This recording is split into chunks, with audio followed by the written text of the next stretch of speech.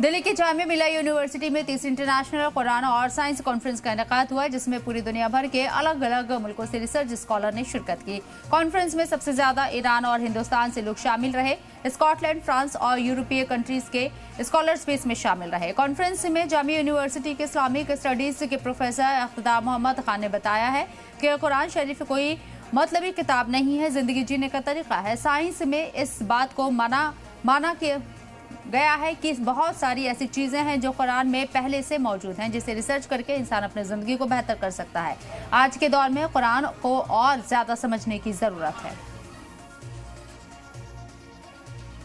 तो मैं ये समझता हूँ कि जितने हमारे हमवतन इस तरह के सवालात उठाते हैं कुरान पे, उनमें से आधे लोग सिर्फ सवालात उठाने के लिए जाते हैं, वो खुद भी उससे मुतमईन नहीं होते हैं।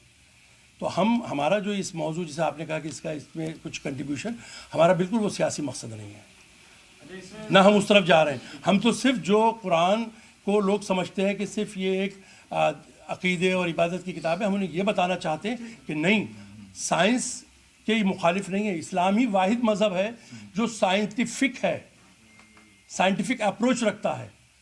क्योंकि लोग जो हमारे जदीद साइंटिस्ट हैं, यूरोप का ख़ास तौर पे अगर हम बात करें, कि वो हर चीज़ को लॉजिकल बात करना चाहते हैं, हर चीज़ को वो देखते हैं रिसर्च के ज़रिए से, लैब के ज़रिए से।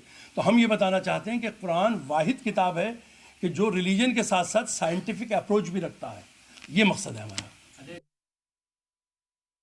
कुरान और साइंस, हालांकि ये रिश्ता कोई नया नहीं है। 1400 साल पहले जब कुरान नाजिल हुआ, जब कुरान उतरा, तब उसके बाद से ही साइंस में बहुत सारी तरक्की इस माने हुई कि कुरान से जिनका हवाला लिया गया। जामिया मिलिया इस्लामिया में इसी तरीके के कुरान और साइंस को लेकर एक कॉन्फ्रेंस है। क्या कुछ है वो कॉन्सेप्ट? मेरे साथ तकी हैदर साहब मौजूद हैं, लायक फाउंडेशन के चेयरमैन हैं। तकी साहब, मैं एक चीज़ जानना चाहूँगा, कॉन्फ्रेंस का मौजू क्या है? कुरान और साइंस को लेकर जिस तरीके से बात कही जाती थी, कोई अब से नहीं है। जब से कुरान नाजिल हुआ, जब से कुरान आया, उसके बाद से साइंस में बहुत ज़्यादा तरक्की कुरान की वजह से भी देखने को मिली। तो इस कॉन्फ्रेंस की अहम ज़रूरत क्या है, क्या मौजू पर क्या टॉपिक रहेगा उन पर, और कहाँ से लोग आ रहे हैं इसमें? औज़ुबिल्लाहि मिनश्शैतानिर्रजीम, बिस्मिल्लाहिर्रहमानिर्रहीम, सलामुन अलैकुम। जैसा कि आपको वाकिफ़ हैं कि ये कुरान और साइंस के उन्वान से कॉन्फ्रेंस होने वाली है 28 जनवरी से 30 जनवरी तक जामिया मिलिया इस्लामिया में। इसमें डिपार्टमेंट ऑफ इस्लामिक साइंसेज और विलायत फाउंडेशन और शहीद बहिश्ती यूनिवर्सिटी तेहरान, इन के कोलैबोरेशन से ये कॉन्फ्रेंस बरगुज़ार हो रही है। लिहाजा इसमें बहुत मुख्तलिफ़ मुल्कों से इंटरनेशनल लेवल पर स्वीडन से लोग आ रहे हैं, इंडोनेशिया से, इंग्लैंड से, आयरलैंड से, जर्मनी से, टर्की से, इंग्लैंड से, यहाँ से भी आने का वादा किया, और ईरान से भी काफ़ी लोग इसमें तशरीफ़ ला रहे हैं। और इंडिया के मुख्तलिफ़ सूबों से, नॉर्थ टू साउथ और ईस्ट टू वेस्ट, सभी जगह से इसमें नुमाइंदगी है। और ये जो कॉन्फ्रेंस है कुरान और साइंस के हवाले से एक अहम टॉपिक है, क्योंकि बहुत से लोगों के जहन में ये आता है कि कुरान जो है कि सिर्फ मजहबी किताब है। लिहाजा बहुत से लोगों के जहन में शक ये होता है कि आज तो दुनिया बहुत बदल गई है, बहुत तरक्की याफ्ता हो गई है, ये इसकी रेलेवेंस नहीं रही है। 1400 साल पुरानी किताब है, आज का ज़माना तब्दील हो गया है। लेकिन मैं इसके सिलसिले में सिर्फ एक बात कहूँ कि इसका रेलेवेंस जितना 1400 साल पहले था, उससे उतना आज भी है, और उतना 1400 साल के बाद भी रहेगा। क्योंकि टॉपिक्स ज़रिए चेंज होते हैं, ज़रूरतें चेंज नहीं होती हैं।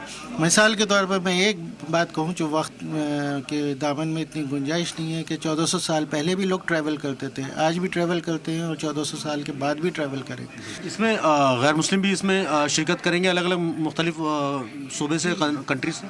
जी देखिए, इसमें तकरीबन जब हमने इसको कॉल फॉर पेपर किया था, तो तकरीबन 250 से के करीब हमारे पास एब्स्ट्रैक्ट आए थे, इसके पेपर्स आए थे। लेकिन चूँकि ज़माने वक्त की में भी ज़्यादा गुंजाइश नहीं है, और टॉपिक्स मुख्तलिफ को देखते हुए हमने जो इसको बाद में जिनको कॉल किया है पेपर्स पढ़ने के लिए, क्योंकि बहरहाल बहुत सी चीज़ें लॉजिस्टिक्स भी देखना होती हैं, लोगों के आने का पॉसिबिलिटीज़ भी देखना होती हैं, तो तकरीबन 35 पेपर्स इंडिया से हैं जो इसमें मुख्तलिफ़ शहरों से, मुख्तलिफ़ सूबों से लोग पढ़ेंगे, और मुख्तलिफ़ टॉपिक्स में, और काफ़ी लोग बाहर से भी हैं। जी हाँ, इसमें कुछ नॉन मुस्लिम्स भी हैं जिन्होंने इसके ऊपर काम किया है, और जिनके पेपर एक्सेप्ट हुए हैं, क्योंकि एक स्क्रीनिंग कमेटी थी जामिया मिलिया इस्लामिया की, डिपार्टमेंट ऑफ इस्लामिक स्टडीज़ की, जिन्होंने उसे ओके किया है। बहुत बहुत शुक्रिया हमसे बात करने के लिए। तो तकी हैदर साहब लायक फाउंडेशन के चेयरमैन हैं। साफ तौर पर है कि कहीं ना कहीं कुरान को लेकर जो 1400 साल पहले चीज़ें थी, 1400 साल बाद भी वही है, और आने वाले 1400 साल बाद भी वही चीज़ होंगी। ज़रूरतें बढ़ेंगी, तरीका भले ही बढ़ जाएगा, लेकिन कहीं ना कहीं उन चीज़ों की ज़रूरत फिर भी बरकरार रहेगी। वीडियो जर्नलिस्ट राजेश चौहान के साथ सैयद मुबशर, सलाम टीवी, दिल्ली।